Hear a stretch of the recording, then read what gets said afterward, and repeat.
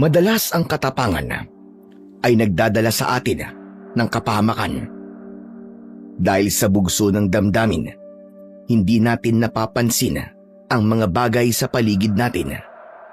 Paano kung sa pagiging matapang mo ay napadpad ka sa isang lugar na para bang walang kadilimang tinatago? Isang baryong sagana sa mga halamang gumamela, ng simpleng bulaklak nito ay magdadala pala sa'yo sa bingit ng kamatayan. Ano nga kaya ang misteryong tinatago sa baryong napuntahan namin ng aking ama? Magandang araw po sa inyo, Sir Blair. Lalong-lalo na sa mga giliw ninyong tagapakinig at taga-suporta sa inyong mga YouTube channel. Ako nga po pala si Dante, 20 taong gulang. Palagi po akong nakikinig sa mga kwentong inyong itinatampok sa inyong programa at talagang magaganda po ang inyong mga istorya. Kaya naisip ko rin po na ibahagi sa inyo ang karanasan namin ni tatay nang mapadpad kami sa isang liblib na baryo sa probinsya ng Camarines Norte. Dahil wala sa pagkatao namin bilang isang mga antingero ang salitang atras, tumuloy kami ni tatay upang habulin ang mga taong nanggulo sa baryo namin. Ang hindi po namin alam, isa pala yung patibong na susubok sa katapangan namin bilang isang mga antingero. Siya nga po pala, ang pangyayaring ito ay naganap taong 1990. Sisimulan ko na po ang kwento sa araw na nakasagupa namin ni tatay ang dayong mga lalaki. Pero bago po yun, ako po ulit si Dante. At ito ang aking kwento.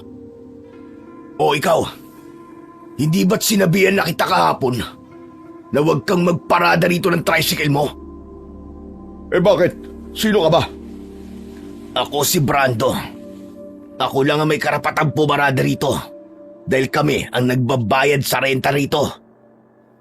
Wala akong pakialam kung ikaw nagbabayad dito. Hindi ka taga rito, kaya wala kang karapatan na paalisin ako rito. Isa pa, hindi mo pag-aari ang gilid ng kalsadang to. Pare-pareho naman tayo namamasada, hindi ba? Pero ako ang nauna sa pwestong to. Kaya umalis ka sa pwesto mo. Dahil bayad ko na to. Ang pinag-uusapan natin dito, kung sino ang taga rito, siyang dapat na priority sa pila. Isa pa, hindi mo to sakop. Iba ang ruta nyo. Teka nga, siguro kayo yung madalas na napapabalitang nananakit na mga kapwa ko tricycle driver, ano? Tama ba? Oo, kami ngayon. Kaya dapat matakot ka na. Sa Diyos lang ako natatakot. Pero sa kagaya mong bastos, hindi ako pagtataasan ng balahibo sa'yo. Totoo nga ang balitang matapang ka, Mang Alex. Mabuti naman at nabalitaan mo. Kaya makakaalis ka na. Doon ka pumunta sa lugar mo. Hindi rito. Gusto ko rito eh. May magagawa ka ba? Kaya mo ba akong paalisin dito? Hindi ako natatakot sa'yo. Kaya pala, nagsama ka pa ng 5 asungot para paalisin ako sa pwesto ko. Dahil hindi ka natatakot sa akin. Aba, tinatarantado mo yata ako ah. Asungot ba ka mo? Akala mo ba walang dahilan kung bakit ginugulo kita rito ha? Ano ba dahilan mo? Yung hayop mong anak na si Dante. Binutas lang naman niya ang gulong ng tricycle ko kahapon. Magpasalamat ka. Gulong mo lang ang binutas ng anak ko. Hindi ang tagiliran mo. Talagang nagmayabang ka pa sa ginawa ng anak mo ah. Kaya mabuti pa. Habang nakapagtitimpi pa ako, iatras mo na ang tricycle mo. Hindi ko iaatras ang tricycle ko. Kung gusto mo, kayo umatras. Hindi naman kayo taga rito, hindi ba? Malinaw na kami ang dapat na mauna sa pila, hindi kayo. Ba't matapang ka nga? Sino ba pinagmamalaki mo ha? Yung anak mong kasing inutil mo? Huwag mong madamay-damay ang anak ko rito. Baka magsisi ka. Hindi mo pa nga nasusubukan makipagsuntukan sa kanya. Tinawag mo na agad siyang inutil. Baka kapag narito siya, ay manghiram ka ng mukha sa aso. Sige nga, tawagin mo nga ang pinagmamalaki mong anak. Baka pagsamahin ko pa kayo. Pero mas maganda sigurong unahin na lang kitang pabagsakin. Ikaw kung kaya mo akong pabagsakin. Yun naman ay kung tatama ka rin sa akin. Tay, teka. Ano pa nangyayari dito? Bakit hinaharangan kayo ng mga lalaking yan? Pasado 9:00 ng umaga, nang madatnan ko ang panggugulo ng mga dayong lalaki sa tatay ko na si Mang Alex. 5 lalaki laban sa isa. Ganyan katapang ang tatay ko. Nasa bahay ako noon nang tawagin ako ng kaibigan kong si Mario at ibinalita niya sa akin na meron daw na nanggugulo kay tatay sa pila ng paradahan ng tricycle. Tricycle driver po kami ni tatay. Pero bukod doon ay mga antingero din kami, ngunit hindi alam yon ng mga taga samin. Kaya naman madalas na may nangangas talaga na maka-encounter kami ng mga barumbadong mga tao. Hindi lang si tatay ang ginugulo nila, pati ang kapwa namin driver. Hinaharangan nila ang mga ito sa kalsada at pinabababa ng sasakyan ang mga pasahero nito para lumipat sa kanilang sasakyan. Dahil sa galit ko, binutas ko ang gulong ng kanilang sasakyan, kaya iyon ang naging dahilan kung bakit sumugod ang mga ito sa pwesto ni tatay. Anak, pinaalis nila ako sa pila. Hoy ungas, totoo bang sinabi ng tatay ko? Huwag mo akong matawag-tawag na ungas ha. May pangalan ako. Wala akong pakialam kung may pangalan ka, ungas. Wala kang karapatang magpaalis sa mga nakapilang sasakyan dito. Ang mga kagaya mo, dun dapat nakapwesto sa sementeryo. Doon kayo nababagay, maging panakot sa mga uwak. Tinatarantado mo ba ako ha? Uy, nahalata mo pala. Ano, baka gusto mong ako na lang ang magpaalis sa'yo? O baka gusto mong umalis dito, nabitbit ang ulo mo, ha? Mukhang matapang ka nga, kagaya ng tatay mo. Hindi ako matapang, ungas. May patakaran lang kaming pinapairal sa pilahang to. Kung sino ang taga rito, siya ang priority sa pila. Tsaka kung sino ang unang nakapwesto, siya ang dapat na mauna. Masyado yatang makapal ang pagmumukha mo para paalisin ang tatay ko rito. Anak, sila rin yung nagpalaya sa ibang mga tropa natin dito eh. Ikaw din daw ang bumutas sa gulong ng sasakyan nila. Kung ganun pala tay, tama yung gulong na binutas ko. Sa kanila pala talaga yun. Pasensya ka na ungas ha. Paharang-harang kasi, kaya yun, binutas ko. Nagkamali ka ng taong binangga. Mayabang ka. Kayo nagkamali ng taong binangga. Hindi niyo ba talaga kami nakikilala ha? Kilala ko kayo. Maingay ang pangalan yung mag-ama sa baryo namin. Kaya nga narito kami para subukan ang katapangan yung mag-ama. Tay, matapang pala to eh. Dahil kahit kilala na po tayo, aba, sumugod talaga dito sa teritoryo natin. Alam ko naman na nangihiram lang kayo ng tapang sa medalyon yung suot. Kung malayan, mahina kayo. Mga antingero. Pwe! Kahit wala ang suot naming medalyon, kaya namin bitbitin ang pagkalalaki namin. Hindi kami umaatras sa laban. Kaya wag mo kaming hahamunin at mamaliitin. At wag mo ring hahamakin ang pagiging antingero namin ng tatay ko. Alaga naman matapang lang kayo dahil nasa teritoryo nyo kayo. Pero kung tutusin, kung kayo nasa teritoryo namin, manghihiram din kayo ng lakas sa ibang tao. Huwag mo kaming subukan, Brando. Dahil baka ikaw ang manghiram ng tapang sa aso. Buwisit. Tama na ang satsat. Simulan na natin ang suntukan. Di laban na. Sumugod ka na. Hindi ko inaasahan ang maagang pagpalag ng kalaban ko. Kaya hindi ko na rin pinatagal ang usapan naming yon. Agad kong iniangat ang kamay ko at sinuntok ko sa mukha si Brando. Nakipagsabayan na rin si tatay sa mga kasama ni Brando. Tumulong din sa amin ang mga kapwa namin driver. Nagkagulo sa pilahan ng tricycle at bawat panig walang gustong magpatalo. Pareho kami ng diskarte ni tatay pagdating sa pakikipaglaban. Bawat tamaan ng malakas naming sipa, tiyak na babagsak sa lupa. Sumiklab ang suntukan at pagpapalitan namin ng atake sa isa't isa. Tama nga sila. May kakaiba kayong lakas na magkama. Ang dami mo naman satsat. Para kang puwet ng manok. Putak ng putak. Saluin mo suntok ko. Ang bibig ko. Hayop ka. Magbabayad ka. Ano, laban pa? Yan lang ba ang kaya mo, ha? Gaganti ako sa'yo. Heto sa'yo! Oh, bakit mo naman sinusuntok ang kasama mo? Dinamaan tuloy sa bibig. Bilisan mo kasi nang hindi ako nakakaiwas. Hayop ka. Naiiwasan mo mga suntok ko, ha?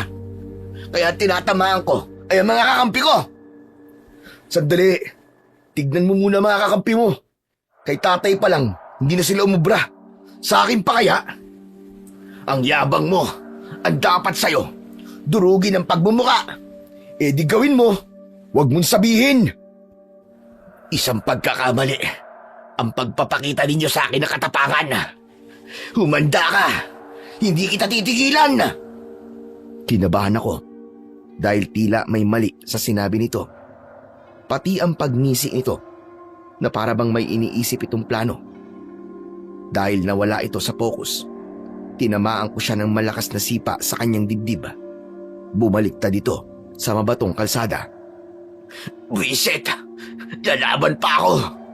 Ipapakita ko sa'yo na kayang-kaya kita! Sa pagtayo ni Brando, sinalubong ko ulit siya ng sipa kaya bumagsak ulit ito sa kalsada. Dahil sa kaguluhang yun, pinaligiran na kami ng mga tao. Ang iba naman ay pinagpustahan pa kami kung sino ang mananalo sa laban. Pero para sa akin, baliwala yun dahil ang gusto ko, mabasag ko ang pagmumuka ng lalaking maangas na si Brando. Hindi ko siya hinayaan na makatayo. Niluhuran ko siya sa dibdib at sunod-sunod na suntok ang tumama sa kanyang muka. Bumulwak ang dugo mula sa pumutok niyang labi. Pero hindi rin maitatanggi na may kakaiba rin lakas ang kalaban ko dahil nagawa niyang makaalis sa pagkakaluhod ko sa kanyang dibdib. Gumanti siya sa akin ng suntok sa tagiliran ko, kaya bumagsak ako sa kanyang tabi at mabilis siyang tumayo. Siya naman ngayon ang nasa ibabaw ko at panay ang suntok sa aking muka. Agad kong naiharang ang mga braso ko sa bawat pag-atake niya. Dahil nakahiga ako, nakita ko si tatay kung paano niya pinabagsak ang mga tauhan ni Brando. Kaya naman, hindi ako pumayag na matalo ni Brando. Buong lakas kong binuhat siya at ibinalibag ko siya sa lupa. Dahil hindi nila kinaya ang lakas namin ni tatay, umatras sila ng ilang dipa mula sa amin. Maging ang mga kapwa naming driver ay umatras nang makitang may hinugot na patalim ang mga kalaban namin. Mga kasama, kami na ang bahala rito. Sige na, umatras na kayo. May mga armas sila.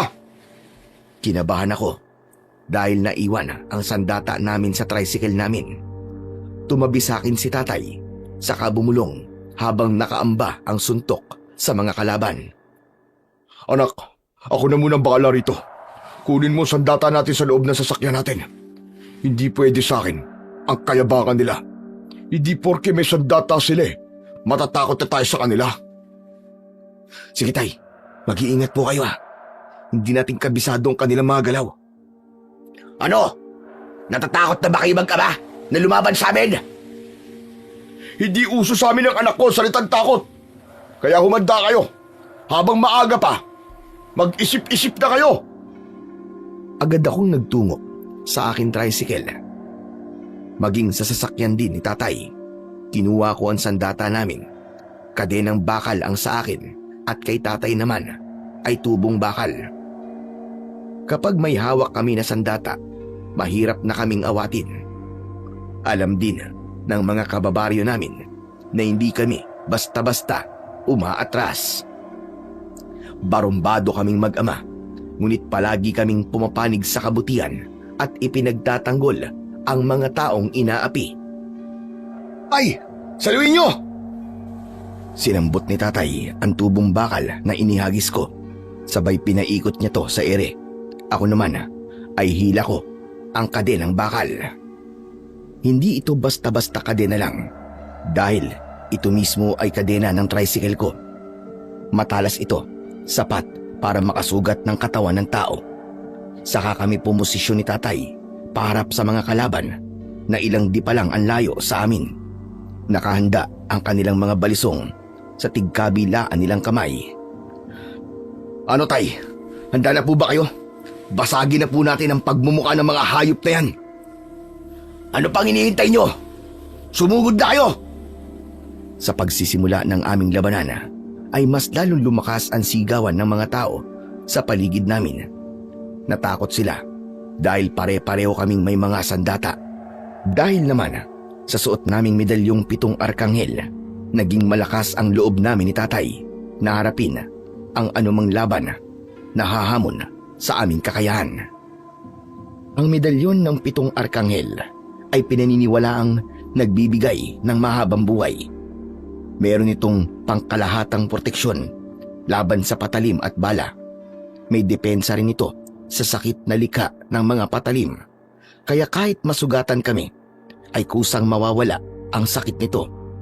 Kapag mababaw ang sugat, ay maghihilom ito at mas lalo kaming bibigyan ng lakas nito upang lumaban. Kaya nang tumama sa aking braso ang patalim ni Brando, ay napangisi ako ng nakakaloko.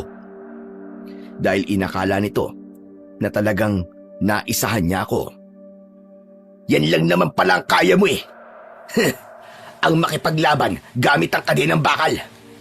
Hindi naman pala uubra sa akin ang medalyong pinagmamalaki nyo. Kita mo na, Dante. Nasugatan kita sa braso mo. Bakit hindi mo muna pagmasdan kung gaano kabagsik ang medalyong minamaliit mo at kung gaano rin kabilis na maghihilom ang sugat na pinagmamalaki mong ginawa mo? Ano? Teka, bakit ganun? O ano, bilib ka na ba? Ako naman, hetong sayo! 5 hampas ng kadenang bakal ang agad na tumama sa katawan ni Brando. Nag-iwan yon ng malalalim na sugat, latay at pasa. Kaya siya naman ang bumagsak sa lupa, kasama ng mga tauhan niya. Hindi pa ako nasiyahan. Niluhuran ko siya sa tiyan at pinulupot ko ang kadenang bakal sa aking kamao at yun ang ginamit kong pansuntok sa kanyang muka. Pumutok ang kanyang kilay at naligo na ang kanyang muka sa sarili niyang dugo.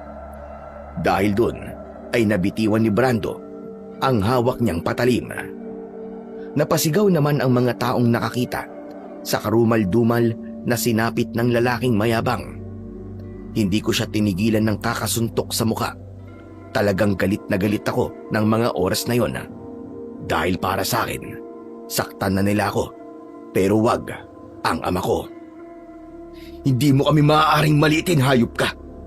Dahil ang kadena kong to, ang dudurog sa pagmumukha mo, hayop ka! Binasag mo mukha ko. Akala mo ba, mapapasuko mo ko? Iuuntog naman kita sa mabatong kalsadang to. Naramdaman ko ang kamay niya na dumakot sa buhok ko at hindi ako nakabalanse. Bumagsak akong pasubsob sa batuhan.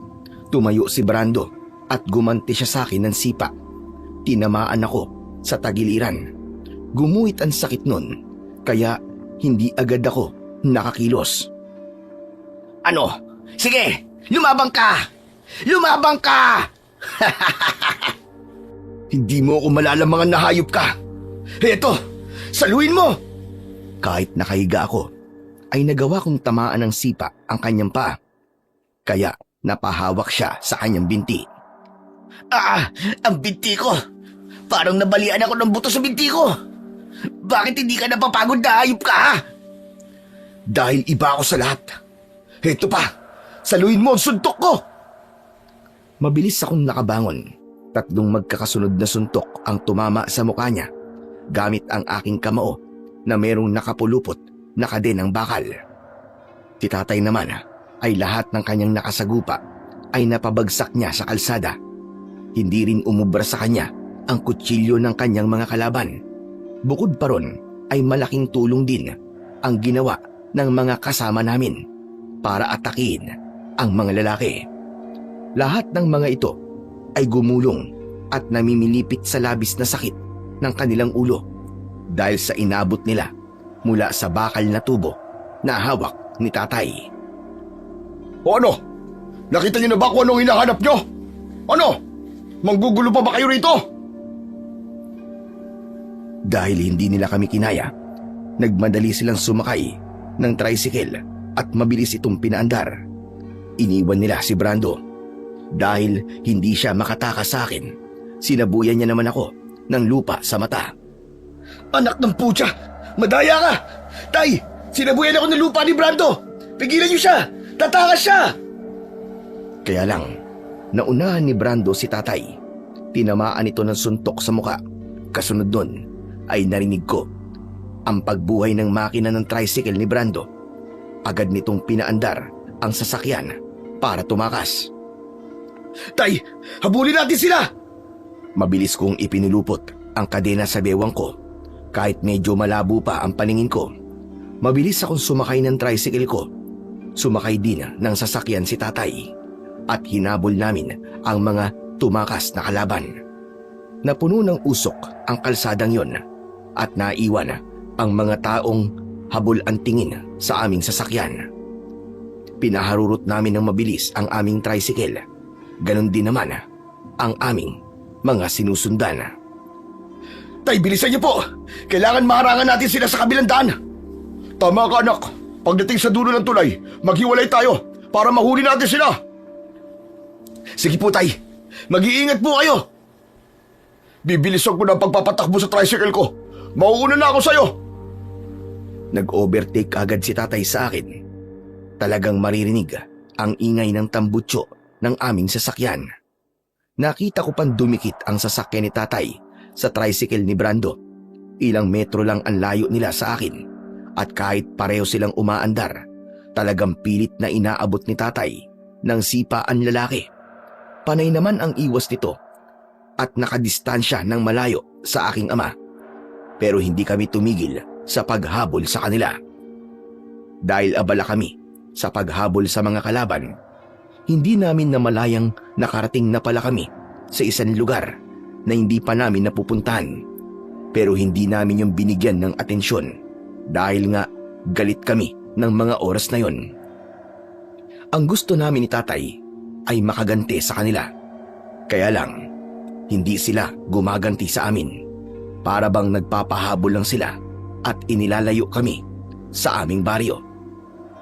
Tumagal halos ng 1 oras ang aming habulan sa kalsada at napansin namin ni tatay na tila may kakaiba sa lugar na pinasukan namin.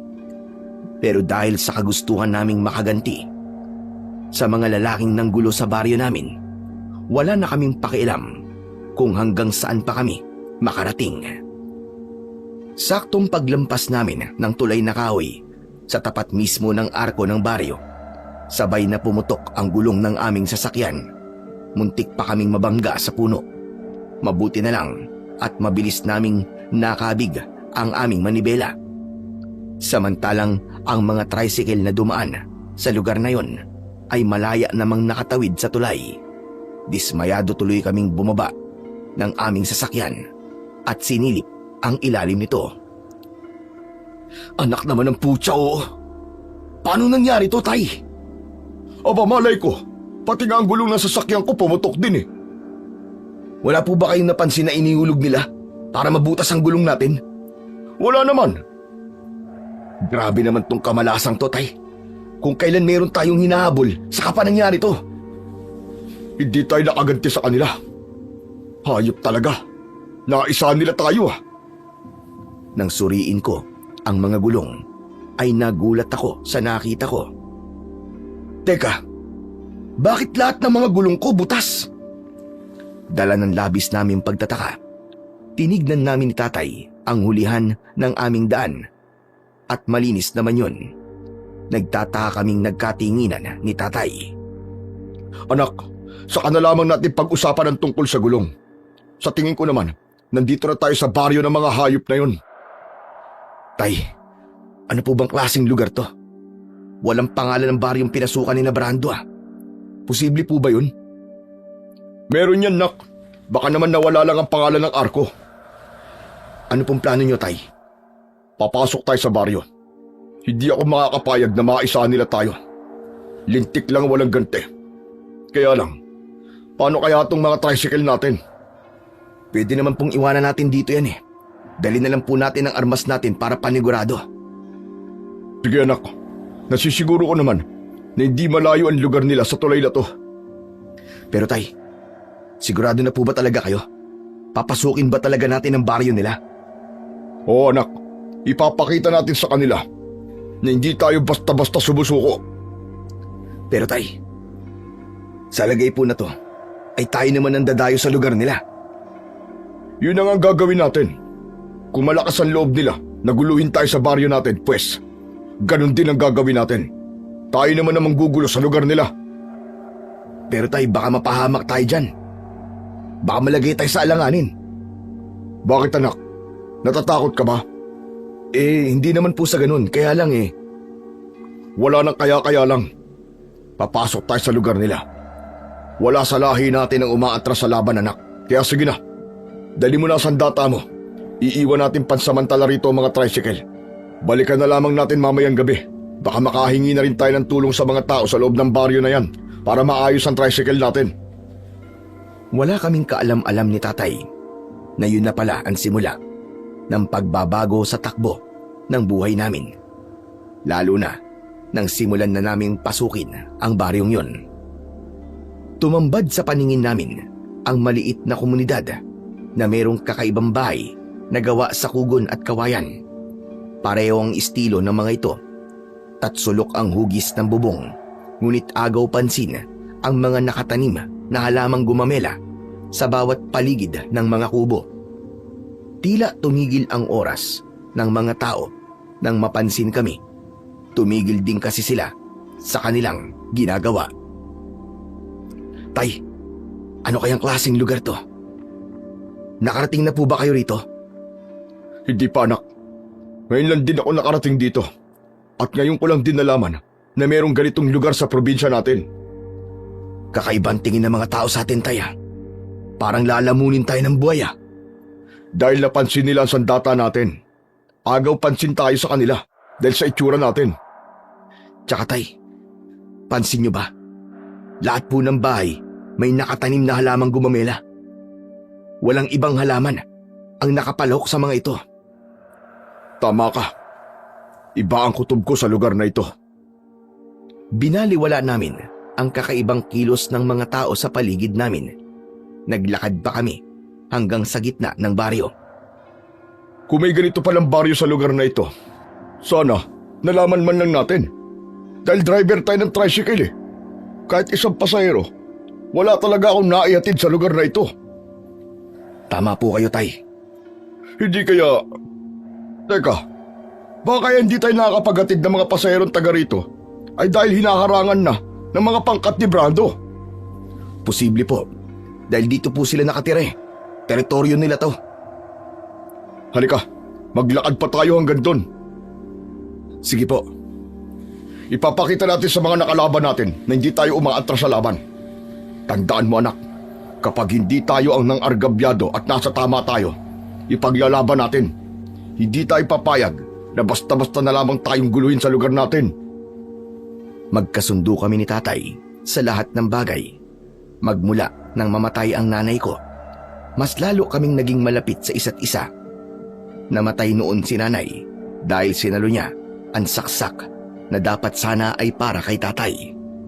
Nagbago rin ang ama ko nung mangyari yun. Naging matapang siya at hindi na ito marunong tumanggap ng pagkatalo. Nadagdagan pa ang galit niya nang mamatay ang kanyang mga magulang at kapatid. Ang masaklap, pati ang pamilya ng kanyang mga kapatid ay inubos din ng mga aswang. Kaming dalawa na lamang ni Tatay ang natira sa lahi namin. Tay, maging alerto lang po tayo sa paligid . dahil hindi po natin kabisado ang lugar na to. Tsaka yung mga tao, balak pa po yatang pagkaisahan tayo. Tignan nyo. Dante, mukhang alam nila kung bakit tayo nandito. Ipinagpatuloy namin ang paglalakad sa mabatong kalsadang yon. Kabado ako ng oras na yon, ngunit hindi ako nagpahalata kay tatay. Idagdag pa na wala akong nararamdamang kakaiba sa aking suot na medalyon ng 7 arkanghel. Ipinamana sa amin ni Lolo Gaston ang suot naming medalyon. Panlaban namin ito sa masasamang elemento. Maliban kasi sa pagiging tricycle driver namin ni tatay, ay isa rin kaming mga antingero at manunugis ng aswang. Kaya may kapangyarihan kami. Umiinit ang suot naming medalyon kapag may aswang sa paligid namin. Kaya naman malakas ang loob naming pumasok sa lugar na yon dahil wala kaming nararamdamang presensya mula sa mga aswang. Tay, wala akong nararamdamang presensya ng mga nilalang ng dilim. Ngunit kakaiba naman ang amoy ng hangin. Malangsa na para bang nanggagaling sa mga halamang gumamela. Yan din na napapansin ko kanina pa. Maganda nga dahil marami ang bulaklak. Ngunit ang amoy naman ay parang hindi galing sa bulaklak. Parang kasing amoy ng sariwang dugo ng tao. Kinilabutan ako nang sabihin yun ni tatay. Ngunit napako ang atensyon namin sa tapat ng malaking bahay na mayroong nag-iisang halamang gumamela na ang bulaklak ay kulay puti. Maya-maya pa ay bigla kaming nakarinig ng boses ng isang matandang lalaki mula sa aming likuran. Nang pinagmasdan ko ang itsura nito ay napansin ko kagad ang mahabang balbas at bigote nito na abot hanggang dibdib. Kulay puti ang buhok nito na kasing kulay ng saya nito na parabang isa itong ermitanyo. Agaw pansin din ang mga kasama nito na nakatayo sa kanyang likuran. Nakauniforme ang 8 lalaki habang may hawak na batuta. Kaya napagtanto kong mga tanod ng barangay ang kasama nito. Mawalang galang na sa inyo mga amang. Ako nga pala si Kapitan Ingo. Ako ang kapitan sa barangay na ito. Maaari ko bang malaman kung ano ang sadya nyo rito? Magandang araw po sa inyo, Kapitan. Ngunit ang sadya namin dito ay ang mga lalaking tumakbo sa loob ng baryo nyo. Teka, sinong mga lalaki? Ang pinunulan po nila ang kilalo namin. Brando po ang pangalan niya. May atraso po kasi siya sa lugar namin. Si Brando ba ang dahilan kung bakit naparito kayong dalawa? At may dala pa kayong mga ganyang klase ng sandata? Opo, pampanabla lang po namin to. Nanggulo kasi siya sa lugar namin eh. Kaya ba ginugulo nyo rin ang baryo namin? Alam nyo ba, na tahimik ang lugar na ito. Huwag nyo sanang guluhin. Kung maaari umalis na kayo. Hindi po kami aalis dito hanggat hindi namin nakakaharap si Brando. Habang nag-uusap si tatay at kapitan, alerto ang mga mata ko sa galaw ng mga tanod. Maigpit kong hinawakan ng aking sandata at tumalim ang tingin ko sa matandang lalaki dahil kakaiba rin ang pakikipag-usap nito sa ama ko. Titig na titig ito sa suot naming medalyon habang nakangisi ng bahagya. Baka pwede natin pag-usapan. Huwag na lang kayong manggulo sa lugar namin. Hinahanap lang naman po namin ang taong nanggulo sa baryo namin. Sila ang nauna at hindi po kami. Ipagpatawad nyo, mga amang. Pero layunin ko na protektahan ang mga taong nasasakupan ko. May patakaran din kaming sinusunod. Isa pa, kayo ang dumayo rito at may dala pa kayong armas. Iginagalang naman po namin ang inyong patakaran. Subalit nagkasala sa amin ang isa sa mga taong nasasakupan nyo. Kaya kung hindi nyo po ilalabas sa mga taong yun, ay mapipilitan po kaming manggulo sa baryo nyo. Aba, ay hindi mo rin kami maaaring sindakin sa sarili naming lugar. Baka nakakalimutan ninyong nasa teritoryo ko kayo. Anumang oras kapag ginusto ko, ay tutumba kayo sa kinatatayuan nyo. Kung mamamatay kayo sa baryo namin, ay wala kaming pananagutan kung merong mangyaring masama sa inyo. Teka, sandali lang, Kapitan. Parang sa tono ng pananalita nyo, pinagbabantaan nyo ang buhay ng tatay ko ha. Kung wala po kayong pananagutan, wala rin po kaming pananagutan kung sakaling may mangyaring masama sa mga taong hinahanap namin. Mukhang matapang nga kayong mag-ama. Huwag niyo pong ibay ng usapan. Ilabas mo ang mga lalaking hinahanap namin. Lahat sila ay sakay ng kanilang tricycle. Lumingon muna sa kanyang likuran si Kapitan Ingo. Nahuli ko namang makahulugan ang tinginan ng mga tanod sa isa't isa. Kaya mas lalo kong hinigpitan ang kapit sa kadenang bakal ko para kung anumang oras at umatake sila ay nakahanda na akong makipagsabayan sa mga ito. Muling nakipag-usap si Kapitan Ingo kay tatay. Bueno, nakikita mo naman siguro na malinis ang gilid ng kalsada at walang mga nakaparadang tricycle. Kaya hanggat maaari, sige na, makakaalis na kayo. Hindi namin papayagan na kayo ay manggulo rito. Nakikipag-usap kami ng maayos at may pagkakataon pa kayong makaalis sa lugar namin. Teka, sandali lang Kapitan Ingo. Hindi naman kami makakapayag na basta nyo na lamang kaming ipagtatabo yan nang hindi nakakausap at nakikita ang mga lalaking ng gulo sa lugar namin. Malaki ang atraso ng mga yun sa amin. Mukhang hindi tayo nagkakaintindihan dito. Wala ang mga taong hinahanap nyo rito. Hindi ako naniniwala, Kapitan. Kita namin na dito sila pumasok. Kaya kung hindi nyo sila ilalabas, ay mapipilitan kaming makipaglaban sa inyo. Ngayon lamang ako nakakita ng isang binatang malakas ang loob na amunin ng kapitan ng isang baryo at hindi tinitignan kung mas matanda ba ang kausap niya. Kapitan, marunong din naman po ako rumespeto kung yun po ang ibig niyong sabihin. Pero ang pinag-uusapan po rito ay ang pagkatao naming mag-ama. Ngayon, at nakikipagmatigasan kayo, lumalabas na pinoprotektahan nyo ang mga taong yun. Hinahamon ko kayo ng isang duelo, Kapitan Ingo. Teka, tama ba ang narinig ko? Duelo? Makikipagduelo ka kamo sa akin? Oh, ganun na nga. Abat, bilib din naman ako sa tapang mo. May pinagmanahan naman pala tong anak mo eh. Pero ang katapangan ninyo, wala sa lugar. Nasa lugar kami. Dahil kung saan kami nakatayo, naroon ang lugar namin ng anak ko. Tama si tatay. Hindi kami makakapayag na kayang-kayanan lamang ng mga tauhan nyo mga tao sa baryo namin. Baka hindi nyo alam na yung mga taong pinagtatanggol nyo ay madalas na nanggugulo sa baryo namin. Hala sige, total kayo naman na nagsimula nito. Bilang kapitan, wala akong pananagutan kung sakaling merong mangyaring masama sa inyo sa baryo ko. Dahil sa inyo ito nag-umpisa. Sige, tinatanggap ko na wala kang pananagutan sa amin. Bilang kabayaran naman, kapag kami nanalo sa duelo, ihaharap nyo sa amin ang 5 lalaking nakalaban namin kanina. Sige, iharap ko sila sa inyo. Pero kapag natalo namin kayo, lalabas kayo sa baryo namin.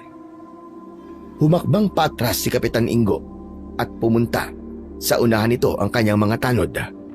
Nakangisi silang lahat na para bang minamaliit nila ang kakayahan namin ni tatay. Agad na umatake sa amin ang mga tanod nito gamit ang kanilang batuta, pero mabilis din naming nailagan ang mga armas. Nang makahanap ako ng pagkakataon, ako naman ang umatake sa kanila. Sige, saluhin nyo naman ang kadena ko! Bawat tamaan ng sandata ko ay talaga namang namimilipit sa labis na sakit. Ang iba ay natakot at hindi na umatake dahil sa malalim nilang sugat sa kanilang katawan. Si tatay naman ay abala sa pakikipaglaban sa ibang mga tanod. Bawat pagpalo niya ng tubong bakal, kasunod nun ang sipa nito na tumatama naman sa muka ng kalaban. Sabay-sabay silang bumagsak sa mabatong kalsada. Ang matandang lalaki naman na si Kapitan Ingo ay napaatras nang makitang nanalo kami sa laban.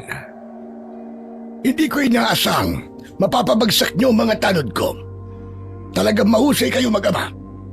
Kaya pala malakas ang loob nyong pumasok sa baryo namin. Tama na ang paligoy-ligoy. Ngayong napabagsak na namin ang mga tanod mo. Ikaw naman ang lumaban sa akin. Hindi ako lalaban. Tanggap ko na ang pagkatalo ko. Tutuparin ko ang kailingan ninyo. Ngunit, bigyan niyo pa ako ng palugit. Kahit 2 araw lang. Ano ka mo? 2 araw? Bakit? Para hanapin ang mga taong hinahanap ninyo. Bilang kapitan, sagot ko ang bahay at pagkain nyo rito. Habang nananatili kayo sa baryo ko. Dapat lang, dahil natalo namin kayo sa duelo.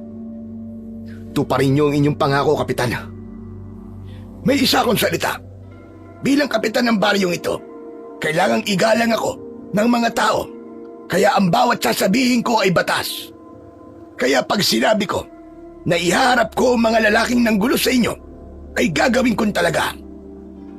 Kung sa loob naman ng 2 araw at hindi nyo sila naiharap sa akin, hindi kami aalis dito at kami mismo maghanap sa kanila. Wala kaming pananagutan kung masaktan namin sila. Sige, pumapayag ako. Dahil nasimulan na namin ni tatay ang pagpasok sa baryo ni Brando at ng mga kasama nito, kailangan namin panindigan ang naumpisa naming laban. Subalit alam ko na merong nararamdamang kakaiba si tatay sa lugar kung saan kami naroroon. Kagaya nga ng inaasahan, ay tumupad sa napagkasunduan namin si Kapitan Ingo.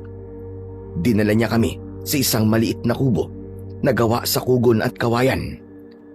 Maging ang bahay na yon ay pinaliligiran din ng tanim na gumamela. Bukod pa roon, napansin ko na para bang marami ang langaw sa lupa. Dahil doon ay napatingin ako sa muka ni Kapitan Ingo. Kung napapansin nyo na marami ang langaw sa baryo namin, yun ay dahil sa mga pataba na inilalagay namin sa ugat ng mga halaman. Bakit po kailangan panlagyan ng pataba? Malaki naman po ang mga halaman at sagana pa sa mga bulaklak. Para sa amin kasi, pagtaboy yan ng masamang elemento at enerhiyang papasok sa baryo namin para mabigyan ng proteksyon ng lahat ng mga taga rito. Kaya hanggat maaari ay sinisikap ko rin na hindi kami magugulo ng mga taong labas. Pero dapat ay alam niyo po na kung gaano niyo po pinangangalagaan ng lugar niyo, ay ganun din po kami. Kaya nga tao na kaming nakikipag-usap sa inyo. Huwag na sanang humantong pa sa gulo ang pagparito nyo. Isa pa, may hihilingin lang ako. Huwag na huwag ninyong hahawakan ng bulaklak ng gumamela. Wala kayong pakikialaman sa lugar na ito. Sige po, kung yan po ang gusto nyo. Tsaka may isa pa. Kung may mapapansin man kayo sa lugar namin, wala kayong karapatan na magtanong dahil bisita namin kayo rito ng sapilitan. Kagaya rin ng sinabi ko, wala kaming pakialam sa patakaran nyo dahil iba ang pakay namin dito. O paano, Kapitan? Pagod na kami. Baka pwede kami magpahinga. Sige, pumasok na kayo sa loob ng bahay. Pagkatapos naming magkasundo ni Kapitan Ingo, ay pumasok na kami sa loob ng bahay. Ilang sandali pa, ay narinig namin ang yabag ng mga paa ni na Kapitan Ingo palabas ng bakurang yon. Hanggang sa kaming dalawa na lamang ni tatay ang natira sa lugar na yon. Nang nakapagpahinga kami, doon kami nakapag-usap ng maayos. Ay, may napapansin din po ba kayo sa baryong to? Oo, anak. Kaya nga pumayag ako sa hiling ni Kapitan na manatili tayo rito kahit 2 araw. Kung ganun po, may iba kayong pinaplano? Tama ka, Dante. Ang ipinagtataka ko, bakit po kaya tahimik ang medalyon natin, Tay? Ganun din po ba ang medalyon nyo, Tay? Oo, anak. Palatandaan po ba na walang aswang sa paligid? Hindi tayo nakakasigurado, Dante. Para bang may bumabalot na kung ano sa baryong to. Sa bahay na ito, inabutan na kami ng dilim. Ngunit nakaupo pa rin kami sa katre at nakikiramdam sa paligid. Sabay rin kaming nahiga sa katre habang nakatingin sa kisame. Masyado naman po yatang tahimik ang gabing to, Tay. Ang katahimikan ang madalas na pinagtataguan ng kaguluhan. Huwag tayo magpakampante sa paligid, anak. Ang mabuting gawin natin, palitan tayo sa pagtulog. Tama po ang naiisip niyo, Tay. Kayo po muna ang matulog para may isang magbabantay sa atin. Kapag nakaidlip na ako, gisingin mo ako para ikaw naman na makatulog. Sige po, Tay. Naunang natulog si Tatay. Alam ko naman na napagod din siya sa pakikipaglaban sa mga tanod kanina. Maya-maya pa ay humihilik na ito, ngunit kasabay ng ingay nito ang huni ng mga langaw sa labas. Kaya napabalikwas ako ng bangon. Ano kayang inilalagay nilang pataba sa halamang gumamela? Bakit kaya ganun ang mga langaw na yun?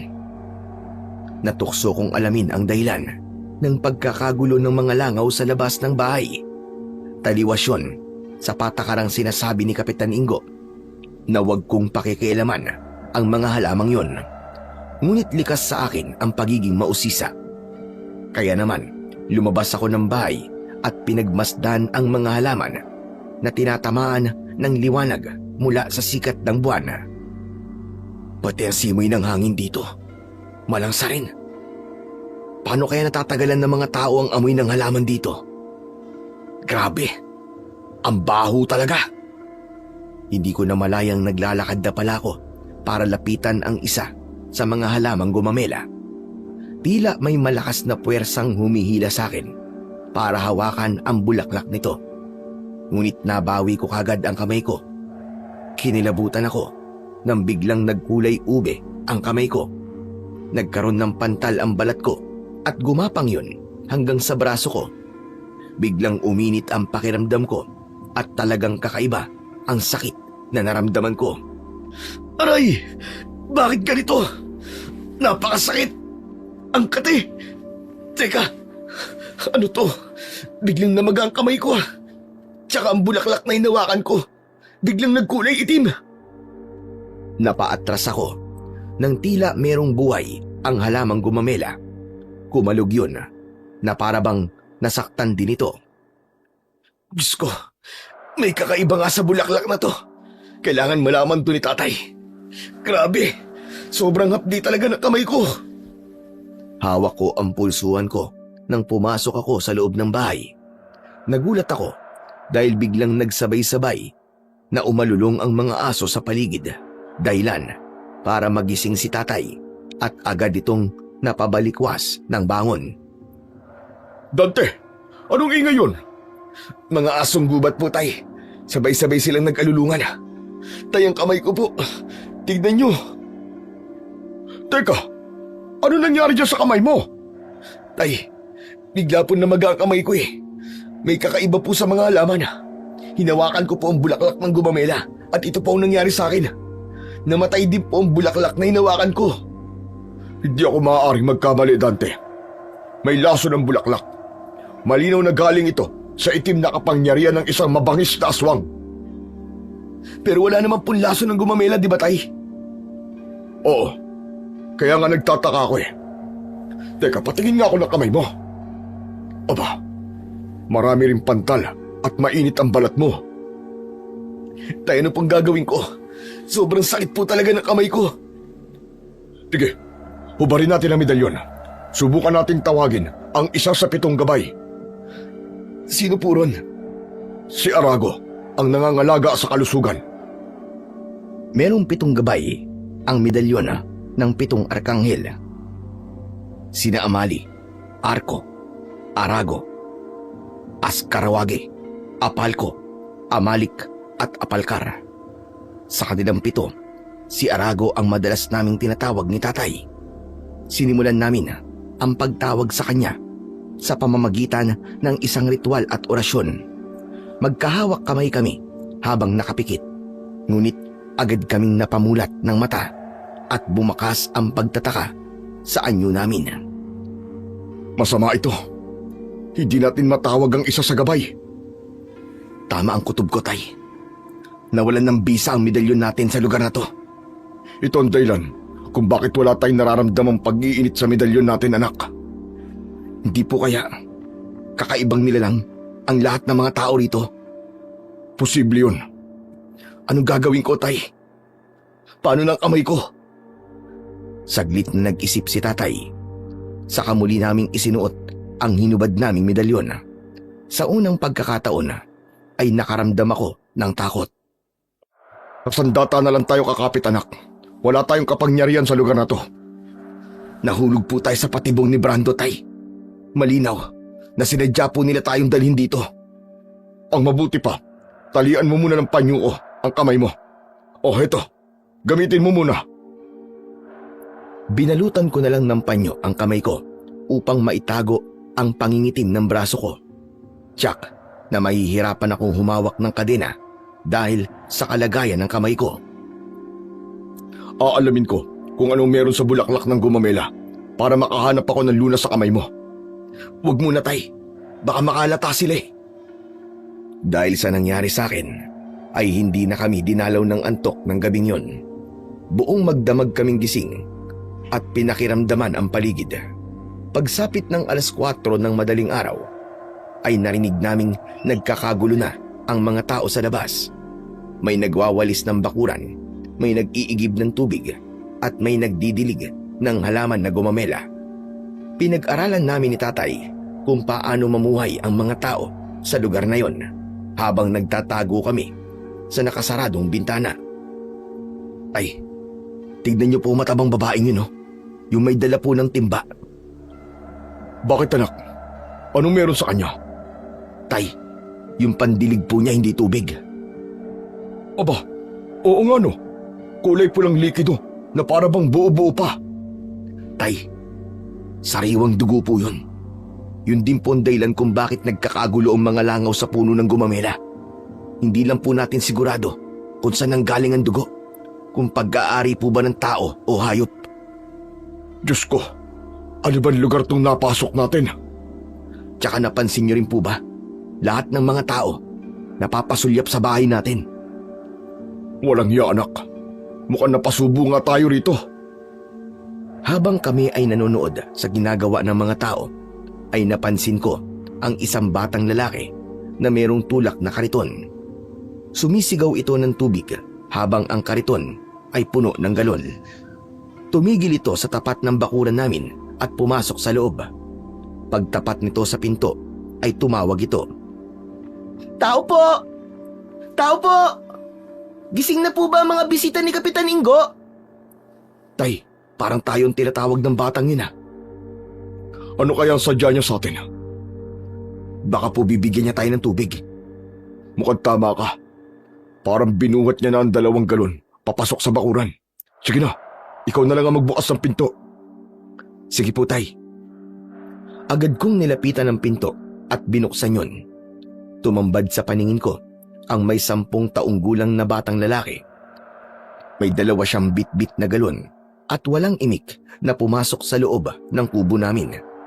Inilapag nito ang galon sa sahig sa loob ng kusina. Nagkatinginan kami ni tatay at nagtataka sa kilos ng bata. "Huwag po kayo magtaka kung bakit diretso po akong pumasok sa loob ng bahay ninyo. Pasensya na po kayo Ngunit pag-aari ko po kasi ang bahay na to at ipinagamit po sa inyo ni Kapitan Ingo. Kaya dun po muna ako natulog sa simbahan." Ano? Ibig mong sabihin bahay mo to? Eh bakit humingi ka pa ng pasensya sa amin? Kami nga ang dapat na humingi ng pasensya sa'yo. Oo nga naman bata. Hindi ka na dapat nakitulog sa simbahan. Dito ka na lang sana natulog kasama namin. Ayaw po kasi ni Kapitan Ingo na sumama ako sa inyo eh. Maging ang makipag-usap po sa inyo na matagal. Sige po, aalis na po ako. Teka, sandali lang. May itatanong pa ako sa'yo. Ano bang pangalan mo? Ako po si Ato. Ato. Ano bang klaseng lugar to? Ito po ang lugar na hindi nyo dapat pinuntahan. Teka Ato, anong ibig mo sabihin? Hindi po ako maaaring magbigay sa inyo ng ibang detalye. Kung hindi po mapapahamak po ako kay Kapitan Ingo. Pero sagutin mo na lang ang tanong na to. Ano ba talaga ang lugar na to? Lumingalinga muna sa paligid si Ato. Saka nagkunwaring abala sa ginagawa upang hindi maghinala ang mga tao na nag-uusap kami. Nagkunwari siyang abala sa pag-aayos ng galon. Halata sa batang lalaki ang pagkabalisa at takot sa paligid. Ito po ang lugar ng mga aswang.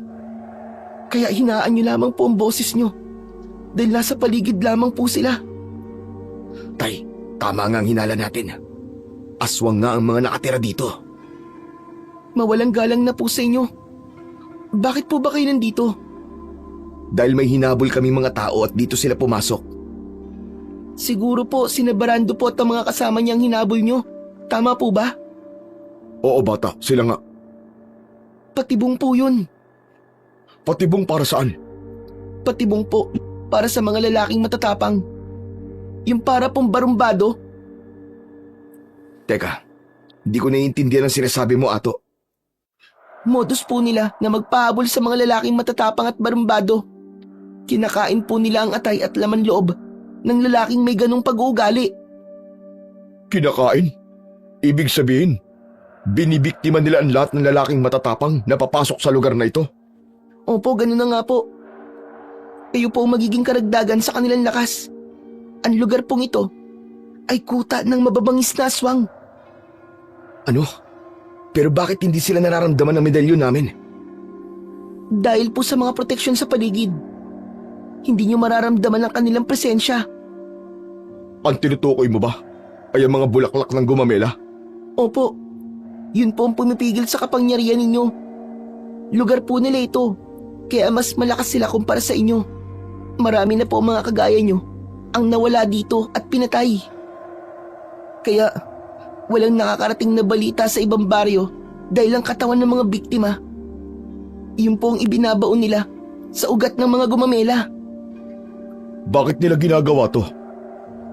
Isa po yung alay para mapanatili po ang lakas ng kanilang proteksyon. Kaya kahit may suot pa po kayo medalyon, hindi niyo po sila mararamdaman. Pero maniwala po kayo sa akin. Nasa lugar kayo ng pinakamababangis na aswang. Kaya hanggat may pagkakataon pa po, lumabas na po kayo rito. Teka bata, ibig bang sabihin aswang ka rin? Hindi po. Nakulong lang din po ako dito, kagaya po ninyo. Paano ka nabubuhay dito? Nagpapanggap po akong aswang para mabuhay. Kumakain po ako ng hilaw na karne. Pero kailangan ko pong ipakita yun kay Kapitan Ingo. Kaya nakikiusap po ako sa inyo. Umalis na po kayo rito bago pa mahuli ang lahat. Dahil hindi niyo po gugustuhin makakita ng totoong mabangis na aswang. Sige na po. Aalis na po ako. Teka sandali lang, Ato. Hindi na kami pinansin pa ni Ato. Nagmamadali na ito sa paglabas ng bahay. Agad nitong itinulak ang kariton at muling sumigaw ng tubig na para bang walang nangyari. Nang mga oras na yon ay napansin ko na rin na merong mga taong nakatingin sa aming kinaroroonan. Nagmamasid na para bang naghahanap ng pagkakataon para umatake. Hindi ko tuloy makalimutan ang tungkol kay Ato. Lumipas ang ilang oras. Hindi kami mapakali ni Tatay dahil natitiyak na namin na ang kasagutan sa mga tanong namin ay nasagot na ni Ato. Ngayong natuklasan namin ang lihim ng lugar na yon, kasama na rin yon sa magiging responsibilidad namin bilang mga antingero na manunugis ng mga aswang. Hindi ito nabanggit sa akin ni Tatay Gaston. Sa akin din po, Tay. Walang nasabi si Lolo Gaston tungkol dito. Hindi po ako makapaniwalang mayroon pa palang halaman na kayang tumalo sa suot nating medalyon. Hindi maganda ang kutob ko rito, anak. Mukhang nagkamali tayo ng lugar na pinasok. Hindi po to pagkakamali, Tay. May dahilan po kung bakit tayo nandito. Isa lang po ang ibig sabihin nito. Kailangan po nating putulin ang kabangisan ng mga aswang dito. Wala tayong dala na kahit na anong pangontra laban sa kanila, anak. Maliban dito sa medalyon na suot natin. Kaya kailangan nating malaman kung ano ang kahinaan ng mga aswang at kung paano natin sila mapapatay. Tama po kayo, Tay. Kailangan po natin makausap ulit ang batang yon. Gagawa po ako ng paraan para makausap ulit si Ato. Siya lang po makakatulong sa atin. Nasa kalagitnaan kami ng pag-uusap ni Tatay nang bigla kaming nakarinig ng pamilyar na boses mula sa labas ng bahay namin. Lumabas kayo dyan! Kayo mag-ama! Lumabas kayo! Sumilip kami ni tatay sa pintuan at nakita namin ang pangkat ni Brando at ang 4 na lalaking kasama niya.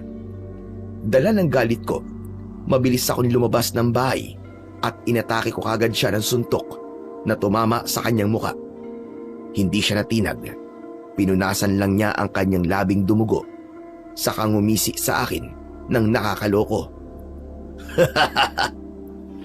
Masyado mo naman akong namiss. Ituloy na natin ang laban. Hayop ka, Brando. Nang mga sandaling yon, ay alam ko nang hindi ordinaryong tao ang kaharap namin. Batay sa kwento ni Ato, siya lang ang tao sa lugar na ito. Dante! Saluhin mo! Inihagis sa akin ni tatay ang kadena at lumabas ito ng kubo. Hawak din ang kanyang tubo na bakal. Nang makita ni Brando na handa kami para lumaban sa kanila, bahagya itong umatras ng ilang dipa mula sa amin. Ngunit nakangisi pa rin ito habang nagpapalipat-lipat ang tingin sa aming dalawa ni tatay. Teka, sandali lang naman, Dante. Huwag kang masyado magbadali sa pakikipaglaban sa akin. Hindi ko pinansin ang sinabi ni Brando. Sa halip ay ibinalot ko ang kadena sa kamao ko. Saka ako humandang umatake sa kanila. Dante, hindi mo muna ako pwedeng gamitan ng kadenang bakal. Baka nakakalimutan mong nasa teritoryo kita. Kayo ng tatay mo. Wala akong pakialam. Ang lakas ng loob mong pumunta rito sa bahay na to para ipakita ang pagmumukha mo sa akin. Hindi ako makakapayag na magtapos lang ang laban natin sa pagtakas mo. Hindi naman ako tumakas eh. Narito na nga ako, di ba? Talaga palang sinundan niyo pa ako dito. Oo, susundan kita kahit hanggang sa impyerno, hayop ka. Hindi ba't matapang kayo? Barumbado no? Sige, simulan na natin ang laban nang makita mo ang impyernong sinasabi mo. Pero bago yun, magpapakilala muna kami sa inyo. Magkatabi kami ni tatay noon nang biglang napunit ang damit ng mga taong kaharap namin. Lumitaw mula sa kanilang likod ang mga tinik na kasing tulis ng dulo ng gunting. Umangil sila ng malakas, kaya lumitaw sa bibig nila ang 2 dangkal na haba ng pangil. Tumutulo ang malapot nilang laway habang ang kanilang mga mata ay mapupula. Bukod sa kanilang matutulis na mga kuko, naglabas pa sila ng patalim. Sa pagkakataong yon, mahirap na silang banggain. Ang mga tao sa lugar na yon ay tumigil sa kanilang ginagawa para bang baliwala lang sa kanila ang itsura ng mga aswang na nasa harapan namin. Tay, ano pong klaseng nilalang sila? Hindi ko rin alam, anak. Ngayon lang ako nakakita ng ganyang klaseng nilalang. Nakahawig ng aso. Ngunit paskulado ang pangangatawan. Iba po sila sa mga aswang na dati na po nating nakalaban. Ano? Bakit kayo natitigilan? Nagulat ba kayo? Hindi kami nagulat. Dahil asal mo pa lang, panghalimaw na talaga.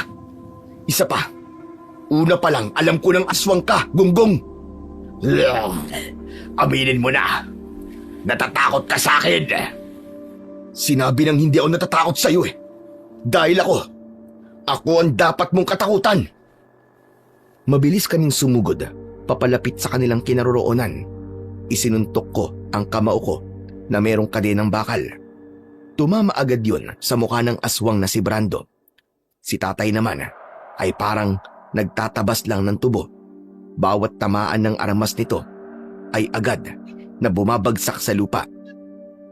Dahil masyado silang malakas, ginawa ko naman latigo ang armas ko. Kaya bago pa sila makalapit sa amin ni tatay, ay tinatamaan na sila ng kadena ko. Tay, hindi po sila basta-basta napapabagsak. Nakakabangon po agad sila. Mag-iingat po kayo. Masyado silang malakas. Dahil wala nang ambisa ang medalyon natin, aasa tayo sa sarili nating kakayahan. Kagaya ng mga nakasanayan namin ni tatay, sabay kaming umatake sa mga kalaban. Kahit wala kaming kapangyarihan, napansin pa rin naming nahihirapan sa amin ang pangkat ni Brando. Hayop na yan. Isa kayo mga inutil. Mga tao lang sila at walang kapangyarihan. Bakit kayo nagpapatalo sa kanila? Dahil hindi nila kami minamaliit. Kaya natatakot sila sa amin. Kaya naman, ikaw naman ang patitikimin ko ng bagsik ko. Sinikap ni Brando na maiwasan ang paggagupit ng kadenang bakal ko. Si tatay naman, naiwasan niya ang mga kalmot ng kalaban at lahat ng humarang sa kanyang daan ay isa-isa ring bumabagsak sa lupa. Pero hindi sa lahat ng pagkakataon ay malakas kami dahil nakita kong sasaksakin sana ni Brando si tatay ay mabilis akong tumakbo para salagin ang patalim nito. Kaya ang tinamaan ay ang braso ko. Gumuhit ang sakit at umagos ang dugo mula sa sugat ko. Doon ko napansin na tila napapikit pa ang mga tao habang inaamoy ang dugo ko. Hindi nga nagtagal ay nag-anyo na rin na mga aswang ang mga tao roon. Dumami ang kalaban namin, ngunit hindi naman ako nagpatinag. Hindi maaari. Anak, naamoy ng mga tao ang dugo mo. Kaya nagpalit sila ng anyo para atakihin ka. Napakabango ng dugo ng isang lalaking barumbado. Kapag nakain ko ang puso mo at laman loob mo, Dante, madaragdagan ang lakas ko. Hindi mangyayari yun. Dahil ang dugo mo muna ang ikakalat ko sa lupang kinatatayuan mo. Dahil sa bugso ng damdamin, sumugod ako sa kanila. Umikot ako ng mabilis habang sumasabay sa aking pag-ikot ang kadenang bakal. Lahat ng umatake sa akin, tinamaan ng kadena. Tinamaan din sa leeg si Brando at tumalsik ito sa bakod. Kaya merong bumaon na kahoy sa likod nito. Ang likod ko! Napakasakit! Ano? Masarap ba ha? Partida pa yan. Wala pang bisa ang medalyon ko. Ano? Sumugod ka pa? Hayop ka, Dante! Pagbabayaran mo to! Sobrang sakit ng likod ko! Dahil may tama na si Brando, tumigil sa pag-atake ang mga alagad nito at dumapit sa kanya. Ibig sabihin, nagpapahinga ka rin pala kapag nagkakasugat ka. Nagkakamali ka. Mas lalo kaming lumalakas kapag nagkakasugat kami dahil nakakatikim kami ng sarili namin dugo. Anak, kaya nila magpagaling ng sugat nila sa pamamagitan ng kanilang dila. Hindi natin sila matatalo. Tay, walang imposible sa gustong manalo. Ipapanalo ko po ang laban na to. Hindi ko alam kung bakit umatras ang pangkat ni Brando ng mga sandaling yon. Mga kasama, atras na muna tayo. Atras! Saan kayo pupunta ha? Akala ko ba matatapang kayo? Bumalik kayo rito! Hindi pa tayo tapos! Nang makalabas ng bakuran sina Brando kasama ang mga alagad niya, itinigil ni tatay ang paghampas sa ulo ng mga aswang na nasa harapan nito. Mabilis na bumangon ang mga ito habang sapo ang pumutok nilang ulo at kilay. Hindi sila namamatay sa aming mga sandata, ngunit nangihina sila kapag nasusugatan. Maaari na talo mo kami ngayon, pero hindi ibig sabihin ito na titigil na kami. Hindi ka na makakalabas ng buhay sa baryo namin, tandaan mo yan. Ang magiging paghaba ng buhay nyo rito ay depende sa kung paano nyo maipagtatanggol ang sarili ninyo. Ang ibang aswang ay nagunahan sa pagtakbo papalayo sa lugar na yon. Bago naman tuluyang umalis si Brando, lumingon muna ito at nag-iwan ng isang pagbabanta. Ito ang tatandaan mo, Dante. Maaaring nanalo kayo ngayon at nabuhay kayo ng isang araw pa.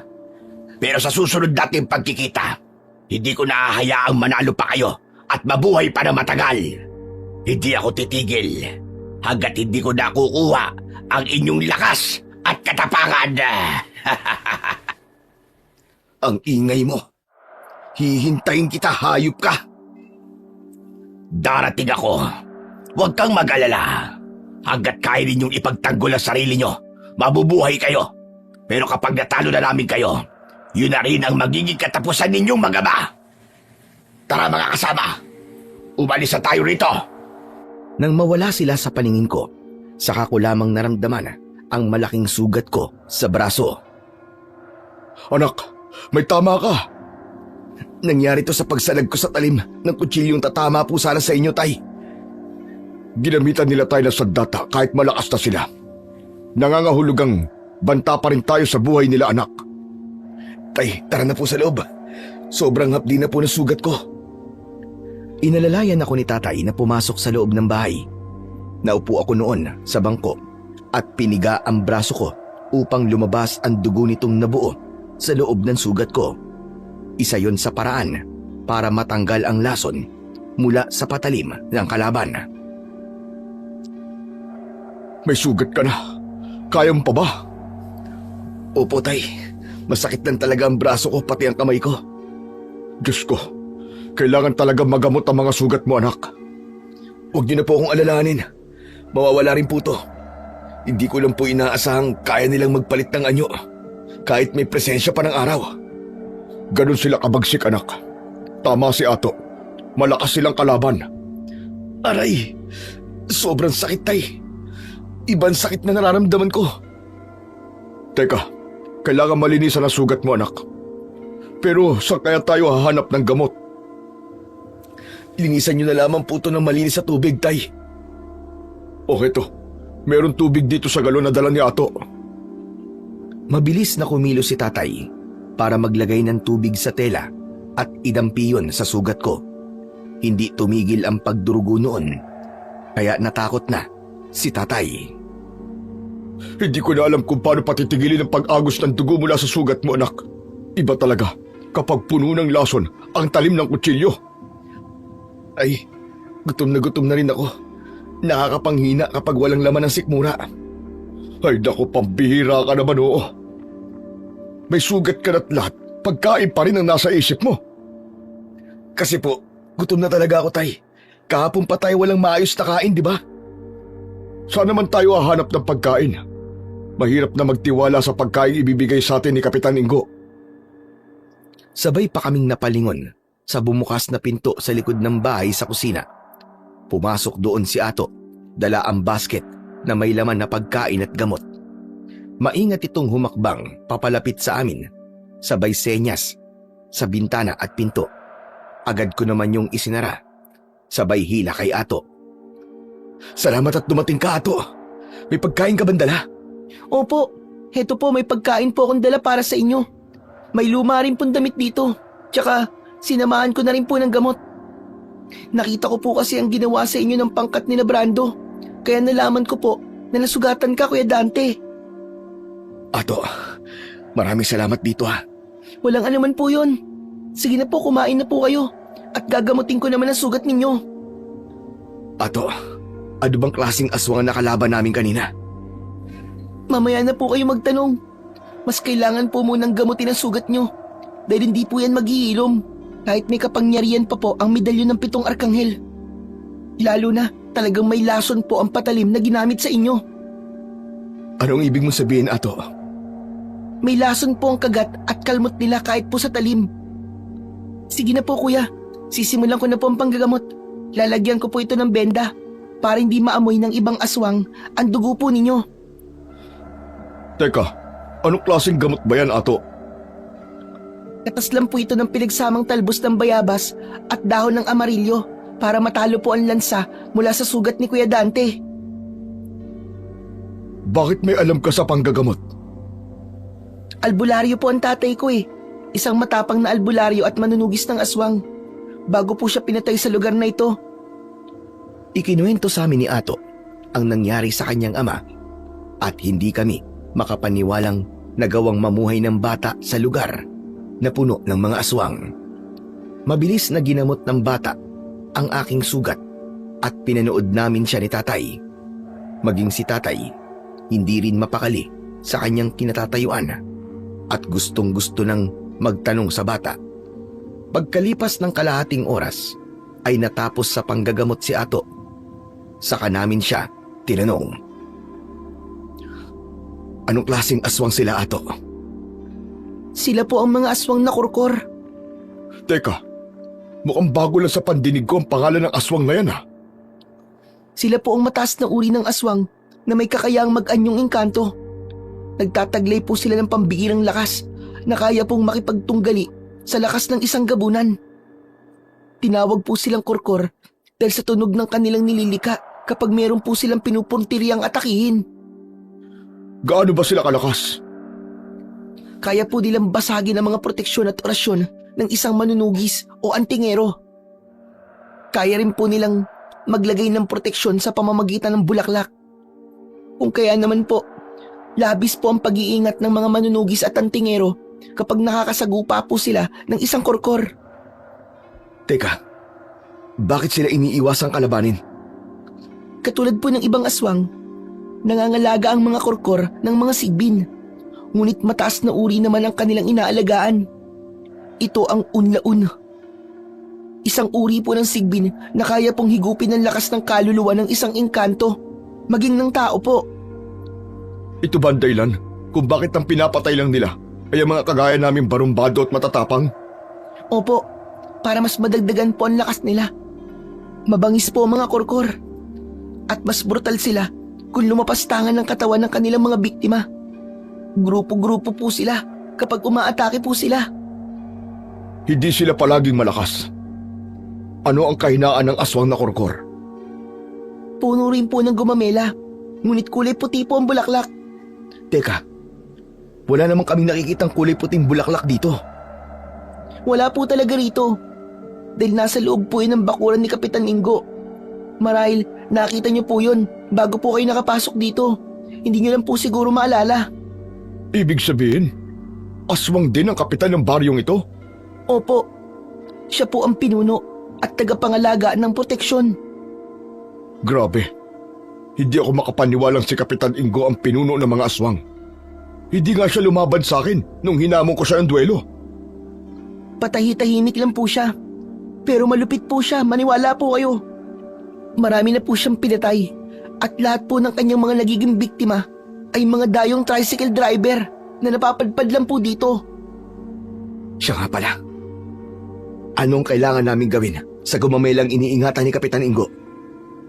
Kailangan niyo pong putulin gamit ang palakol. Puputulin niyo po ang pinanggagalingan ng bangis ng mga aswang na kurkor. Sa mga natuklasan namin mula sa iyo, ibig sabihin marami na talaga silang nabiktima. Opo, lahat po ng nakakapasok na tricycle dito, nasisira po ang kanilang sasakyan. Kaya mapipilitan po silang pumasok dito. Yun, tsaka po sila pinapatay. Paano nangyari yun? Kapag hindi po kayo taga rito, kusang masisira po ang tricycle nyo. Kasama yun sa proteksyon ng mga kurkor. Yun po ang nangyari kay tatay bago po kami pumasok sa lugar na ito. Kung wala ka ng pamilya, Ato, isasama ka namin sa pag-alis namin dito ni tatay. Hindi namin nahahayaan na manatili ka sa ganitong klaseng lugar. Pero bago yun, uubusin muna namin ni tatay ang mga kurkor dito. Tama, putulin ang dapat na putulin. Ato, kailangan namin ng tulong mo. Nakahanda po akong tumulong sa inyo dahil kabisado ko po ang pasikot-sikot sa baryong to. Pero, hindi po basta-basta ang mga kalaban ninyo. Hindi rin kami basta-basta, Ato. Kapag malakas ang kalaban, kailangan ng tamang taktika. Unti-unti natin silang aatakihin para mabawasan ang kanilang puwersa. Sang-ayon ako sa sinabi mo, anak. Bago po yun, unahin niyo pong putulin ng kulay puting gumamela para po magkaroon ulit ng bisa ang inyong suot na medalyon. Tanging ang may suot lang ng medalyon ng 7 arkanghel ang makakalupig po sa kanila. At unang hakbang, sirain po ang proteksyon. Naiintindihan ko na. Masasamahan mo ba kami papunta ron? Opo. Maingat namin pinagplanuhan ang aming mga gagawin. Maya-maya pa ay merong dinukot na bagay si Ato sa ilalim ng katre nito. Kuya Dante, ito po ang sandatang makakaputol sa puno ng gumamela. May orasyon po ito ni tatay. Ginawa niya po bago po siya namatay. Ikaw po ang gagamit nito. Tapusin niyo po ang mga aswang sa lugar na ito. Sige, ako ang gagawa. Pero ang liit naman yata ng palakol na ito. Opo, maliit nga po. Pero mabisa naman po yan at matalas. Tsaka, kailangan niyo pa rin po ng matinding pag-iingat. Sige Ato, maraming salamat sa tulong mo. Teka, bakit kaya parang pamilyar sa akin ang palakol na yan? Hindi ko lang maalala kung saan ko ito nakita. Marami naman po kasing kagaya ang palakol ni tatay eh. Pero hindi ito isang simpleng palakol lang. Dahil gamit ito ng isang malakas na antingerong manunugis. Sayang Ato, hindi ko nakilala ang tatay mo. Sana nga po, naging mahaba pa ang buhay niya. Kung buhay po siya, maaaring napatay na po niya ang lahat ng mga aswang dito. Pagsapit ng gabi, ay isinagawa na nga namin ang aming plano.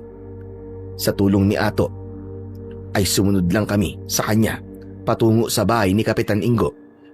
Maigpit kong hawak noon ang kadenang bakal na nakapulupot sa kamao ko. Samantalang si tatay naman ay nakasandal sa kanyang balikat ang tubong bakal. Si Ato na rin ang nagdala ng palakol. Maingat din ang akbang ng aming mga paa at nagtago kami sa bawat punong madadaanan namin. Habang nagkukubli kami, ay pinag-aralan naming mabuti ang mga galaw ng mga tanod sa paligid. Pambihira na yan, Ato. Talaga palang pinapabantayan ni Kapitan Ingo ang gumamela sa gitna ng kanyang bakuran. Opo, kaya kailangan po natin mag-ingat sa bawat kilos natin. Anak, uunahin natin putulin ang punong iniingatan nila. Opo, Tay. Kapag naputol na po natin ang puno, manghihina po sila panigurado. Magagawa na po natin na pabagsakin po ang mga korkor. Tsaka lalakas na po ulit kayo dahil magkakabisa na po ang medalyon ninyo. Tay, Ato, iikot ako sa kabila. Tay, kayo na po ang bahala rito. Huwag niyo pong iiwan si Ato kahit anong mangyari. Sige anak, mag-iingat ka rin. Kuya, talasan mo lang ang pakiramdam mo. Umikot po kayo sa kabilang tarangkahan. Siguradong wala pong bantay dun. Ganun nga ang ginawa ko. At nakatulong talaga ang madilim na bahaging yon ng bakuran. Kaya tagumpay akong nakaikot sa kabilang pintuan. Ngunit natigilan ako dahil narinig ko ang boses ni Brando. Lolo, di na po ako makakapayag na mabigo pa kami sa kanila. Baka makatunog sila at tumakas. Mas lalo po tayo mahihirapan sa kanila. Kailangan ngayong gabi, tapusin na po natin ang mag-ama. Huwag kang masyadong mainip, Apo. May tamang oras para dyan. Talagang nagulat ako sa narinig kong pag-uusap ng dalawa dahil napagtanto ko na maglolo pala sila. Kaya pala pinoprotektahan ni Kapitan Ingo si Brando. Sa una pa lang ay nakaplano na ang lahat. Lolo, patatagalin niyo pa ba ang buhay ng mag-amang yon? Hindi po ba't si Tatang Gaston ang pumatay sa mga magulang ko at lola ko? Kagaya ng sinabi ko, huwag tayong padalos-dalos ng desisyon.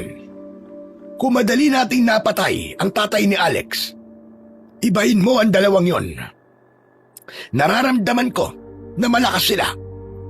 Kung ako lamang po masusunod, ngayon din, sasalakayin ko na sila sa bahay na yon. Huwag mong maliitin ang kakayahan ng kalaban mo. Hanggat suot nila ang medalyong 7 arkanghel, ay mapanganib pa rin sila. Maaaring maisa nila tayo. Kaya kailangan ng matinding pagbabantay sa ating iniingatang proteksyon. Pero Lo, hindi na po talaga ako makapaghintay. Kapag nakikita ko mag-amang yon, kumukulo talaga ang dugo ko. Doon ko rin nadiskubre na sila rin pala ang pumatay sa lolo Gaston ko at hindi yun alam ni tatay. Kaya naman, hinintay ko na umalis sila sa lugar na yon. Saka ako lumapit sa kinaroroonan ng puno ng gumamela na merong kulay puting bulaklak. Agad akong nagtago sa gilid nang makita kong may 2 bantay na aswang. Hinawakan ko sa tigkabila ang dulo ang kadenang bakal at maingat akong humakbang patungo sa nakatalikod na halimaw. Mabilis ko itong sinakal gamit ang kadena. Nang lumingon sa akin ang isa pa niyang kasama, ay agad ko siyang sinipa sa muka at bumagsak ito sa lupa. Naipulupot ko kagad sa kamay ko ang kadenang bakal at yun ang ginamit kong pansuntok sa kanyang muka. Kaya hindi sila nakalika ng ingay. Doon ko naman sinenyasan sina Ato at Tatay para pumasok sila sa loob ng bakuran. Nang makalapit sila sa aking kinatatayuan, saglit kaming nagtago sa madilim na sulok ng bakod. Tay, nadiskubre ko po, maglolo sina Brando at Kapitan Ingo. At sila rin po ang pumatay kay Lolo Gaston, pati na po sa mga kapatid ninyo at pamilya nila. Mga hayop sila. Hindi ko sukat akalain na dito ko rin pala sila matatagpuan. Humanda sila sa akin. Papatayin ko silang lahat. Pagsisisihan nilang pinatay nila ang Tatay Gaston ko. Lolo Gaston? Gaston Miaris po ba? Oh, teka Ato, paano mo nalaman ang buong pangalan ng lolo ko? Lolo mo pala si Lolo Gaston? Oo Ato, anak niya ang tatay ko. Diyos ko, salamat dinig ng Panginoon ang panalangin ko. Bakit, Ato? Ano ba nangyayari sa'yo? Lolo ko po kasi si Lolo Gaston. Ako po ang anak ng bunso niyong kapatid na si Arnulfo. Bunso po ako. At sa lugar na to, pinatay ang pamilya ko. Ano? Totoo ba't sinasabi mo? Opo. Ako po ito, Chong. Sabi po ni Tatay, makikilala niyo raw po ako kapag nakita niyo ang palakol na to. Kayo raw po kasi ang nagbigay nito sa kanya nung maliit pa po kayo. Doon ko napagtanto na kaya pala pamilyar kay Tatay ang palakol ay dahil siya pala talaga ang may-ari nito. Halos hindi ako makapaniwala sa ipinagtapat ni Ato sa amin. Si Tatay ay hindi niya napigilan ang kanyang sarili. Maigpit niyang niyakap si Ato. Diyos ko, ang buong akala ko, naubos ang pamilya ni Arnulfo. May natira pa pala. Pinagtagpo tayo ng tadhana, Ato. Opo, Chong. Kayo nga po ang tadhanang magliligtas sa akin dito. Bumaha ng luwa sa pagitan naming tatlo. Ngunit mas pinagtuunan muna namin ng pansin kung paano mapuputol ang iniingatang halaman ng mga aswang na kurkur. Manglalapit kami sa puno ng gumamela. Pinigilan ko si Tatay. Tay, parang nakakapagduda po ang katahimikan ng paligid ah. Para bang alam nilang may nagbabanta sa kanilang proteksyon? Kuya Dante, dalawa lang po talaga ang iniiwan nilang bantay sa puno dahil umaalis sila para maganap ng mabibiktima. Ang kailangan lang po natin gawin ngayon ay maunahan po sila. Tama si Ato, anak. Malakas ang kutob kung pupunta sila sa bahay natin. Hindi po sila titigil hanggat hindi po nila kayo napapatay. Kailangan bago po sila makarating sa bahay at malaman na wala tayo ron, naputol na po natin ang gumamelang yun. Tama si Ato, anak. Kaya kumilos ka na. Sige na, putulin mo na ang gumamela. Iniabot sa akin ni Tatay ang palakol na hawak ni Ato kanina. Ipinilupot ko muna sa bewang ko ang kadena. Saka ko nilapitan ang puno ng gumamela. Pagkatapos ay binayo ng palakol ang katawan nito hanggang sa tuluyan nitong bumagsak sa lupa. Putol na po. Ano na sunod natin gagawin? Hilahin niyo po palabas ng bakuran upang tuluyang mawala ang proteksyon. Pinagtulungan namin ni Tatay na ilabas ang putol na katawan ng puno ng gumamela. Saka namin naramdaman ang pag-iinit ng suot naming medalyon ng 7 arkanghel. Indikasyon na bumalik na ang bisa nito.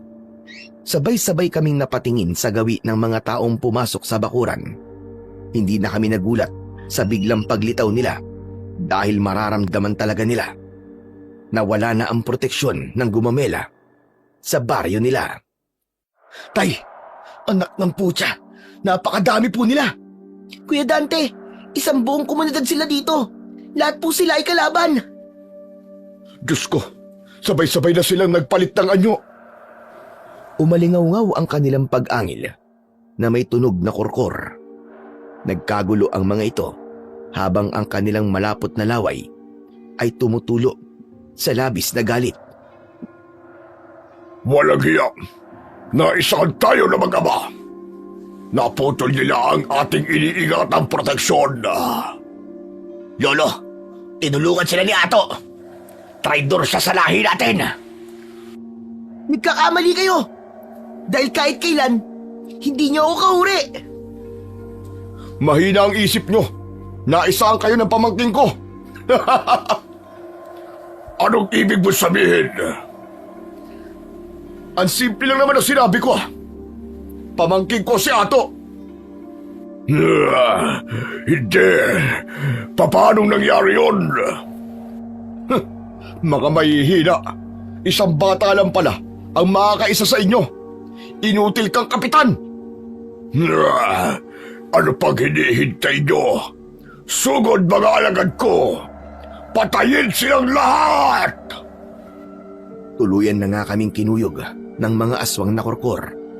Ngunit sa pagkakataon yun ay may angking lakas na kami, kaya nahirapan sila sa pag-atake sa amin.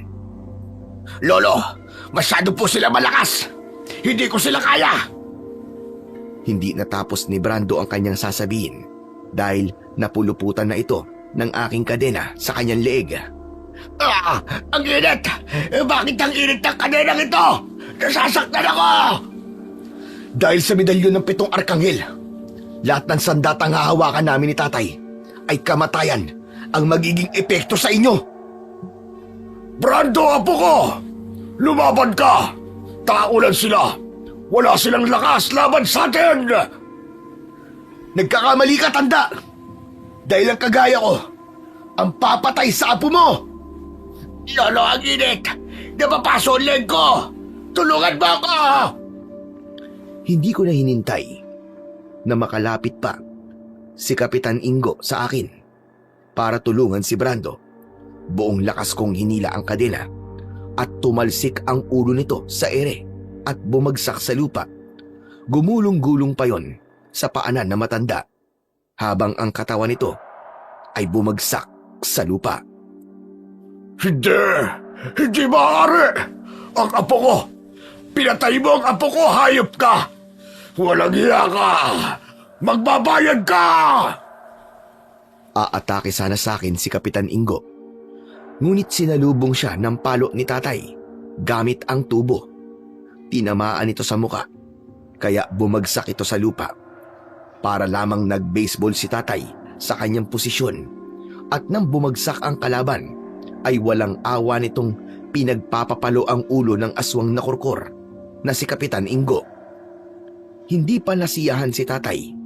Binayo niya ng paulit-ulit ang leeg at dibdib nito hanggang sa sumuka ito ng dugo.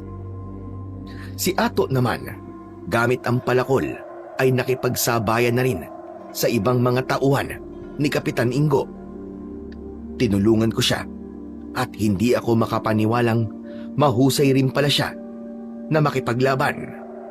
Pinatunayan niya na kapamilya namin siya mula sa lahi ng mga antingerong manunugis. Grabe! Ang galing mo palang makipaglaban, pinsan nato! Tsamba lang po yung kuya. Nagpalitan kami ni Ato sa pakikipaglaban sa mga aswang para na lamang kaming naglalaro ng oras na yon dahil madali na sa aming pabagsakin ang mga aswang na kurkur. Talagang naglao ang lakas ng mga kurkur matapos kong masira ang kanilang proteksyon na puno ng gumamela. Nang nakita ko si tatay, dinurog na talaga niya ang katawan at buto ni Kapitan Ingo. Kasunod ng paglipol namin sa mga aswang, pinutol namin ang lahat ng mga halamang naroroon. Umingay ang buong paligid dahil sa angil ng mga kurkur na unti-unti nang binabawian ng buhay. Nang mamatay ang kanilang pinuno na si Kapitan Ingo, naglaho rin ang kulay ng paligid. Ang dating luntian ngayon ay purong itim at walang kabuhay-buhay. Nakalatag ang katawan ng mga kurkur sa lupa. Magiging abo sila pagsapit ng umaga dahil may sugat sila mula sa sandata ng taong may suot ng medalyon ng 7 arkanghel. Chong, tapos na po. Malaya na po ako. Patay na po ang mga aswang. Ang tagal ko nagtiis. Ang tagal ko naghihirap. Pero sa wakas, wala na sila. Patay na silang lahat. Nabigyan na rin po ng hustisya ang pagkamatay ng pamilya ko. Dahil yun sa tulong mo, Ato. Pinahanga mo kami. Ikaw ang pinakamatapang sa lahi ng lahat ng mga antingirong manunugis ng aswang. Oo, pinsan, totoo yun. Sa edad mong yan, ginulat mo talaga kami ni tatay sa determinasyon at katapangan mo. Pinsan, idol na kita. Bilib na bilib talaga ako sa'yo. Talagang namana mo pa ang husay ng kapatid ko pagdating sa pakikipaglaban at panggagamot. Hindi kagaya ng isa dyan. 15 taon pa bago natutunan ang paraan sa pakikipaglaban. Ay, katamad naman talaga. Tatay naman eh. Ako na naman ang nakita. Biro lang. O paano? Tara na. Umuwi na tayo. Sige po. Sa wakas, may pamilya na po ulit ako. Salamat po sa Panginoon. Tama yan, Ato. Magpasalamat ka. Dahil kung hindi dahil sa Panginoon, ay hindi natin magagawa magtagumpay laban sa mga aswang. Hanggang ngayon, ay hindi pa rin po ako makapaniwalang ligtas kaming nakalabas sa baryong yun ng mga aswang na kurkor. Akala namin noon ay katapusan na talaga namin sa lugar na yon. Nalaman din po namin na yung pala ang tinatawag na baryo ng gumamelang kurkor sa probinsya na hindi ko na po babanggitin ang pangalan. Dahil dati po itong tirahan ng mababangis na mga aswang. Inilihim ng mga tao ang tungkol sa baryong yon. Sa ngayon po ay masaya na kaming namumuhay sa lungsod ng Maynila. Kasama ko po si Ato na meron na ring sariling pamilya. Hindi rin po ako makapaniwalang si Ato ay naging isang magaling na albularyo sa aming lugar. Siya na rin po ang nangangalaga sa medalyon ng aking ama.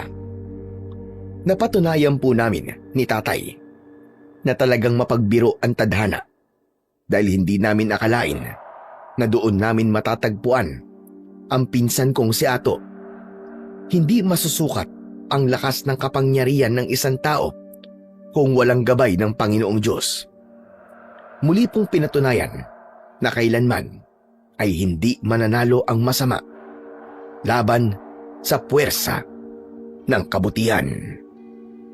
Ang kwento ko pong isinalaysay sa inyo ay isa lamang pong bahagi sa aking nakaraan na hindi ko po makakalimutan. Hanggang dito na lamang po ang aking kwento. Lubos pong nagpapasalamat, Dante. Sa kwentong ating napakinggan, pinatutunayan lamang na sa huli, ang pagiging padalos-dalos, mainitin ng ulo, at barumbado ay tila apoy na unti-unting sumusunog hindi lamang sa iyong sarili, kundi pati na rin sa tiwala, respeto at pagmamahal ng mga taong nasa paligid mo. Ang galit na hindi napipigilan ay nagiging dahilan ng maling desisyon, mga salitang hindi na mababawi, at mga sugat na maaaring hindi na tuluyang maghilom.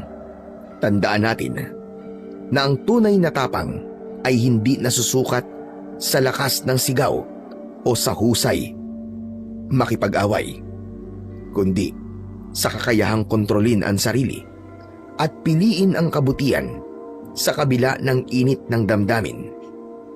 Sabi nga sa Biblia, ang mahinahong sagot ay nakakapawi ng puot, ngunit ang salitang maras ay nakakapagpagalit. Yun ang sabi sa Kawikaan 15:1. Sa gitna ng bawat pagsubok, piliin nating maging mahinahon, mag-isip bago kumilos, at pairalin ang awa at pangunawa. Sapagkat sa bawat pagkakataong pinipigilan natin ang ating galit, mas lalo nating pinagtitibay ang ating pagkatao at pananampalataya sa Panginoon. Ang tunay na lakas ay makikita sa taong marunong magpatawad, umiwas sa gulo, at tumulong sa kapwa ng may malinis na puso. Kaya sa halip na pairalin ang init ng ulo, gawin nating sandata ang kabutihan at pananampalataya, sapagkat dito natin matatagpuan ang kapayapaan na hindi kayang ibigay ng anumang pakikipagtalo o alitan. Piliin mong maging maynaon sa mundong puno ng kaguluhan, sapagkat ang taong marunong magtimpi ay siyang tunay na matatag. Ano ang aral na makukuha? Ang galit na hindi nakokontrol ay sumisira. Ngunit ang pusong marunong umunawa at magpigil ay nagbubuo ng mas mabuting sarili at mas maayos na ugnayan sa kapwa. Dagdag pa rito, alalahanin mo na sa bawat sandaling pinipili mong magpakumbaba kaysa magmatigas at magpigil kaysa sumabog, ay hindi ka nababawasan, bagkus lalo kang tumitibay bilang isang tao, sapagkat ang taong may disiplina sa sarili ay mas dakila pa sa taong kayang manaig sa iba sa pamamagitan ng dahas o pananakot. Sa mundong punong-puno ng tukso at galit, ang pagpili sa kabutihan ay isang anyo ng tunay na katapangan. Isang tahimik ngunit makapangyarihang lakas na kayang magbago hindi lamang ng iyong sarili, kundi maging ng mundong ginagalawan mo. Maraming salamat po sa walang sawang pagsuporta at pakikinig sa aking mga YouTube channel. Huwag niyo rin pong kalimutang mag-subscribe at i-hit ang notification bell para sa mas marami pang makapigilininga na kwentong aswang at katatakutan mula sa mundo ng kababalaghan. Hanggang sa muli po, at pagpalain kayong lahat ng ating dakilang Diyos na siyang pinakamakapangyarihan sa lahat.